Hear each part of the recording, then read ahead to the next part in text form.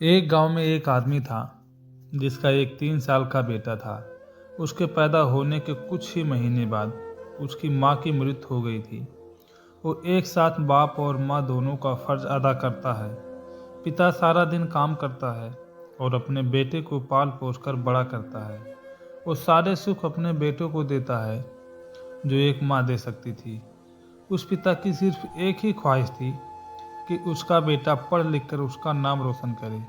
उसने अपने बेटे की हर मांग को किसी न किसी तरह पूरा किया। दिन बीतते गए और बेटा पढ़ लिख कर अच्छा जॉब भी करने लगता है और वो एक बड़े शहर में रहने लगता है। कुछ दिन बाद वो अपने पिता से मिलने आता है और कहता है, पापा मुझे कुछ पैसों की ज़रूरत है। मैं चाहता हूँ कि शहर में ही अपना ज़मीन लेकर घर बना लूँ। पिता इस बात को सुनकर बहुत खुश हो जाता है। सोचता है कि मेरा बेटा एक ना एक दिन नाम करेगा।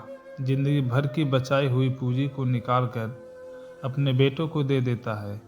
बेटा शहर चला जाता है और उन पैसों से अपना घर बना लेता है। पिता इधर इंतजार करता रहता है कि मेरा बेटा एक दिन मेरे पास आएगा। उसके पास अब कोई नहीं जाता था क्योंकि अब उस पिता के पास पैसे नहीं थे, और जब जेब खाली हो तो दुनिया कहाँ पूछती है।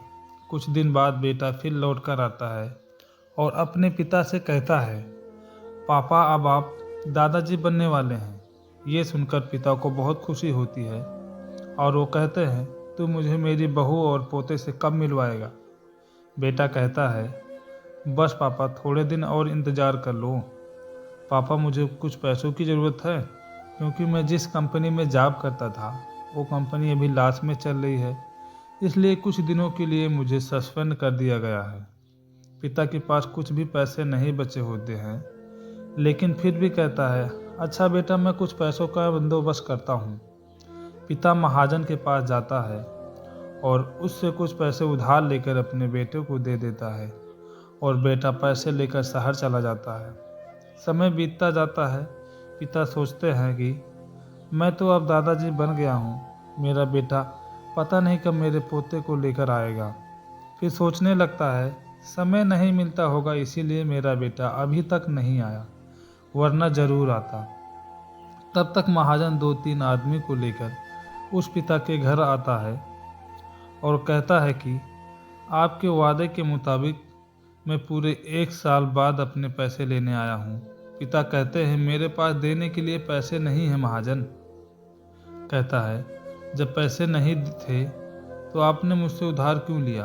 तभी पिता कहते हैं, ठीक है रुको 2-3 दिन, मैं तुम्हारे लिए पैसों का बंदोबस्त करता हूँ। महाजन वहाँ से चला जाता है, मगर पिता परेशान हो जाता है और सोचता है आखिर पैसों का इंतज़ाम कैसे करूँ। जिस घर में रहता है उस घर को देखता है और अपने घर को उस महाजन को देने की विचार बनाता है। आखिरकार महाजन दूसरे दिन आ जाता है और उससे पैसा मांगने लगता है। पिता कहता है, मेरे पास पैसा तो नहीं, मगर मेरे पास यह एक छोटा सा घर है जिसे आप ले सकते हो। तब महाजन कहता है, ठीक है निकलो यहाँ से। पिता अपना बैग लेकर उस घर से निकल जाता है और रोड के किनारे बैठकर अपनी ज़िंदगी बिताने लगता है, इस आस में कि उसका बेटा एक दिन ज़रूर आएगा। समय बीतता गया लेकिन उसका बेटा नहीं आया। रोड के किनारे रहने की वजह से आखिर उस पिता की ठंड से मौत हो गई।